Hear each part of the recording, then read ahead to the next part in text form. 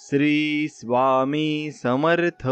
स्वामी भक्तांनो, स्वामींचे असेच चमत्कारिक मंत्र ऐकण्यासाठी आपल्या चॅनलला सबस्क्राईब करा आणि बाजूला असलेली घंटी दाबा आणि आपल्या व्हिडिओला एक लाईक करून कमेंटमध्ये श्री स्वामी समर्थ जय जय स्वामी समर्थ असं नक्कीच टाईप करा.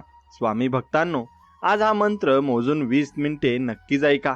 तुम्हाला अनुभव येईल आणि तुमच्या घरात आनंदाची बातमी येईल आणि तुमचे दारिद्र्य पूर्णपणे संपून जाईल. त्यामुळे या मंत्राकडे दुर्लक्ष करू नका आणि मन लावून ऐका. हा मंत्र ऐकताना फोन स्क्रोल करणं थांबवा, मन एकाग्र करा. हा मंत्र तुमचं नशीब, घर, भविष्य बदलू शकतो. तुम्ही गरीब असाल किंवा श्रीमंत, श्री स्वामी समर्थ सगळ्यांना आपल्या कृपेचा स्पर्श देतात. मन शुद्ध असलं, श्रद्धा आणि विश्वास असेल तर हे शक्य आहे. शेवटी फक्त एकच भाव मनात ठेवा, स्वामी माझं आयुष्य तुझ्या चरणी. हे फक्त शब्द नाहीत, ही तुमच्या अंतःकरणातली भावना आहे. ज्या क्षणी तुम्ही ही भावना अनुभवता त्या क्षणी कृपेची दिव्य ज्योत उजळते आणि आयुष्य बदलतं. ज्या क्षणी तुमचं मन पूर्णपणे श्री स्वामी समर्थांच्या चरणी समर्पित होतं त्या क्षणापासून आयुष्यात आश्चर्यकारक बदल घडायला सुरुवात होते. लाखो लोकांचं जीवन या मंत्राने उजळून निघालं. कोणाचं कर्ज फिटलं, कोणाला अचानक नोकरी मिळाली, कोणाच्या घरात पुन्हा आनंद परत आला. हा मंत्र आहे नुसता शब्दांचा संच नाही, तर हे आहे एक शक्तिशाली कंपन जे तुमच्या आत्म्याशी, ब्रह्मांडाशी जोडतं. हा मंत्र ऐकत असताना मन शांत ठेवा, डोळे मिटा आणि स्वामींना आपल्या अंतःकरणातून हाक मारा. विश्वास ठेवा, कारण स्वामी समर्थ हे केवळ गुरु नाही, ते जीवनाचा प्रकाश आहे. एखाद्याचं बंद झालेलं दुकान पुन्हा सुरू झालं, एखाद्याला वर्षभरानंतर काम मिळालं, एखाद्याच्या घरात नात्यांमध्ये शांतता आली, हे सर्व या मंत्रामुळे शक्य झालं. आज तुमच्या मनात कितीही दुःख असो, संकट असो, अंधार असो, स्वामी समर्थांची कृपा हे सर्व दूर करू शकते. त्यांच्या नावातच एवढं सामर्थ्य आहे की अपयशाचं सावठी पळून जातं. मंत्र ऐकताना प्रत्येक शब्द मनात उतरू द्या, तो तुमचं नशीब बदलवू शकतो. संकट कितीही मोठी असली तरी स्वामी समर्थ यांच्या आशीर्वादापुढे ती क्षुल्लक ठरतात. काही लोकांना वाटतं की इतका सोपा मंत्र आपलं आयुष्य कसं बदलू शकतो, पण जिथे श्रद्धा आहे तिथे चमत्कार घडतोच. जो माणूस या मंत्राला पूर्णपणे स्वीकारतो त्याचं आयुष्य निश्चितच वेगळं होतं. मंत्र ऐकताना स्वतःच्या मनातील दुःख, चिंता, अपेक्षा आणि स्वप्न यांना फक्त स्वामी समर्थांच्या चरणी अर्पण करा. ते तुमचं दुःख जाणतात, तुमचं हृदय वाचतात आणि योग्य वेळी उत्तर देतात. अनेकदा आपण प्रयत्न करतो पण अपयशच पदरी पडतं. तेव्हा हा मंत्र तुमचं मनोबल वाढवतो, तुमच्यातली नवी ऊर्जा जागवतो. हा जीवन बदलणारा मंत्र तुमचं नशीब पालटू शकतो. वाटतं का की आयुष्य थांबलेलं आहे, पैसा नाही, डोक्यावर कर्जाचं डोंगर आहे, काम मिळत नाही, जिथे जाल तिथे अपयशच पदरी येते? तर थांबा, एक क्षण श्वास घ्या आणि ऐका हा चमत्कारी मंत्र, स्वतः श्री स्वामी समर्थ महाराजांचा आशीर्वाद. हा मंत्र आहे पैसा, यश, समृद्धी आणि चमत्कार देणारा. श्री स्वामी समर्थ यांचं एक नाम सर्व संकटांना पूर्ण विराम देणारं आहे. हजारो नव्हे, लाखो लोकांनी अनुभवलेला हा मंत्र एकदा ऐकल्यावर आयुष्य बदलून जातं. डोळे बंद करा, मनापासून ऐका. आर्थिक तंगीला पूर्ण विराम देणारा हा मंत्र, श्री स्वामी समर्थ धनदातांचा मंत्र. एक गरीब स्त्री जिचं सगळं बंद पडलं होतं, रडत होती, पण हा मंत्र ऐकून तिचं नशीब उजळलं.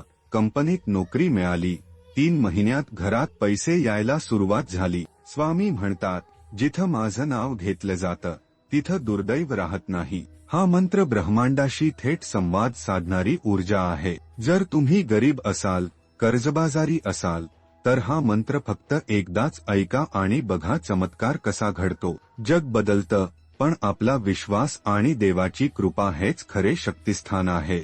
श्री स्वामी समर्थ हे फक्त शब्द नाही, ते अनुभव आहे. एका गरीब भाजी विक्रेत्याला बाजारात हा मंत्र कानावर पडला, थकलेलं मन शांत झालं, हळूहळू नशीब बदलू लागलं. छोट्या दुकानात नोकरी मिळाली, मुलीच्या शिक्षणासाठी मदत झाली, आईची तब्येत सुधारली. ही जादू नव्हती, ती श्रद्धेची ताकद होती. काही जण श्रीमंत असूनही अस्वस्थ आहे, काही जण महागड सगळं असूनही दुःखात आहे, पण जिथे श्री स्वामी समर्थांचा मंत्र असतो तिथे दरिद्रता राहत नाही. एक गरीब स्त्री, 5 मुलं, घरात अन्न नाही, पण रोज सकाळ संध्याकाळ हा मंत्र गात होती. हळूहळू तिला काम मिळालं, छोटा व्यवसाय सुरू झाला, ती स्वतःच्या पायावर उभी राहिली. श्री स्वामी समर्थ कोणालाही रिकाम्या हाताने परत पाठवत नाही. आयुष्य जर तुम्हाला नाकारत असेल, खूप प्रयत्न करूनही यश मिळत नसेल, तर फक्त हा मंत्र ऐका. श्री स्वामी समर्थ स्वतः म्हणतात, जो मला पूर्ण भक्तीने हाक मारतो त्याचं अख्खं आयुष्य मी बदलून टाकतो. हा निर्णय तुमचा आहे. तुम्हाला हे अनुभवायचं आहे का? ही संधी आहे. तुम्ही जिथे कुठे असाल, कोणत्याही परिस्थितीत असाल, हा मंत्र ऐका आणि अनुभवा तुमच्या जीवनात होणारा बदल. कोणालाही काही सांगण्याची गरज नाही. फक्त 2 मिनिट शांत मनानं, संपूर्ण श्रद्धेनं हा मंत्र ऐका आणि स्वतः अनुभव घ्या. तुम्ही बघाल की कसं अचानक जीवनात समाधान, पैसा, यश आणि खरी शांती मिळते. हा मंत्र नित्यनेमाने ऐकल्यास तुमचं आयुष्य हळूहळू बदलू लागतं. तो केवळ आर्थिक समृद्धी देत नाही, तर अंतःकरणातील दुःख, भीती आणि एकाकीपणाही दूर करतो. जसं दिवा अंधारात प्रकाश देतो, तसं हे मंत्र तुमचं मन, घर आणि भविष्य उजळून टाकतो. शेवटी फक्त हे लक्षात ठेवा, श्री स्वामी समर्थ कोणा एकट्याचे नाही, ते प्रत्येक श्रद्धावानाच्या पाठीशी उभे आहे. त्यांच्या नावातच अशी दिव्य ऊर्जा आहे की जिथे संकट असतात तिथे मार्ग तयार होतो, जिथे अंधार असतो तिथे तेजस्वी प्रकाश पडतो. तेव्हाच म्हणतात, स्वामी समर्थ एकच नाम, सर्व संकटांना पूर्ण विराम. जिथे माणूस हात टेकतो तिथे स्वामी हात धरतात. त्यांच्या नावाचं स्मरण जिथे होतं तिथे दुर्भाग्याचं मुळं उखडली जातात. प्रत्येक वेळी या मंत्राचा जप तुम्हाला तुमच्या अंतरात्म्याशी अधिक गहिरेपणानं जोडतो. या मंत्रात अशी अनोखी लय आहे की ज्या क्षणी तो कानात पडतो त्याच क्षणी मनात एक नवं आशेचं बी रुजतं. संकटांचा डोंगर कितीही मोठा असो, जडपण कितीही असह्य वाटत असो, हा मंत्र त्यावर उपाय बनून येतो. अनुभव सांगतो की हा मंत्र फक्त कानांनी ऐकण्याचा नसून तो आत्म्याने अनुभवण्याचा आहे. ज्याच्या हृदयात श्री स्वामी समर्थांविषयी नितांत श्रद्धा आणि विश्वास आहे, त्याच्यासाठी या मंत्राचं सामर्थ्य असीम आहे. या मंत्राच्या लहरी जणू तुमच्या जीवनाच्या दिशेला वळवतात. कधी काळी जिथे वाट चुकली होती तिथे आता नवा मार्ग खुला होतो. फक्त 2 मिनिट, पण त्या 2 मिनिटांत तुमचं अख्खं आयुष्य एका वेगळ्या प्रवासाला सुरुवात करतं. हा मंत्र तुम्हाला तुमचं हरवलेलं आत्मभान परत देतो, तुमचं तुटलेलं मन सांधतो आणि तुमचं भविष्य उजळवतो. इतक्या लोकांनी अनुभवलन्य, इतके अनुभव सांगताहेत की हा मंत्र फक्त शब्द नाही, ती आहे स्वामी समर्थांची कृपा. तुम्ही जसं नियमितपणे तो ऐकाल तसंच तसं आयुष्यात बदल घडायला सुरुवात होईल. नोकरीत मिळाल्याचं दुःख, व्यवसायात झालेली नुकसानं, घरातली भांडणं, मानसिक अशांती हे सर्व या मंत्राच्या प्रभावाने निस्तरले जातात. काही क्षण थांबा. हा मंत्र ऐकताना सर्व व्यत्यय बाजूला ठेवा. मोबाईल स्क्रोल करणं बंद करा. विचारांचा कोलाहल शांत करा आणि फक्त स्वामींना हाक द्या. कारण जिथे सर्व मार्ग संपतात तिथूनच स्वामी समर्थांचा आशीर्वाद चालू होतो. त्यांनीच सांगितलंय, जो मला पूर्ण भक्तीनं हाक मारतो त्याचं आयुष्य मी स्वतः बदलून टाकतो. या मंत्राच्या दिव्य लहरी जिथे पोहोचतात तिथे अशक्य असं काही उरत नाही. संकट विरतात, मार्ग सापडतात आणि एक शांतता तुमच्या आयुष्याला स्पर्श करते. म्हणूनच हे लक्षात ठेवा, हा मंत्र फक्त एक प्रयोग नाही, तो तुमच्या जीवनाचा दिव्य मार्गदर्शक आहे. आजपासूनच प्रत्येक दिवसाची सुरुवात या मंत्राने करा. सकाळी डोळे उघडताना, रात्री झोपताना, काम सुरू करताना किंवा मन खचलेलं असताना हा मंत्र ऐका. त्याचा प्रभाव तुम्हाला प्रत्येक क्षणी जाणवेल. तुमच्या जीवनातल्या चमत्कारांची सुरुवात याच क्षणापासून होऊ शकते. कारण स्वामी समर्थ महाराज कधीच रिकाम्या हाताने परत पाठवत नाही. श्रद्धा ठेवा, विश्वास ठेवा आणि अनुभव घ्या. स्वामी समर्थांची कृपा किती महान आहे. हा मंत्र म्हणजे तुमच्या अंतर्मनात साठवलेली आशा पुन्हा जागवण्याची दिव्य किल्ली आहे. जिथे वाट चुकलेली असते तिथे हा मंत्र नवी दिशा दाखवतो. तुमच्या प्रत्येक अश्रूमागे एक आशीर्वाद लपलेला असतो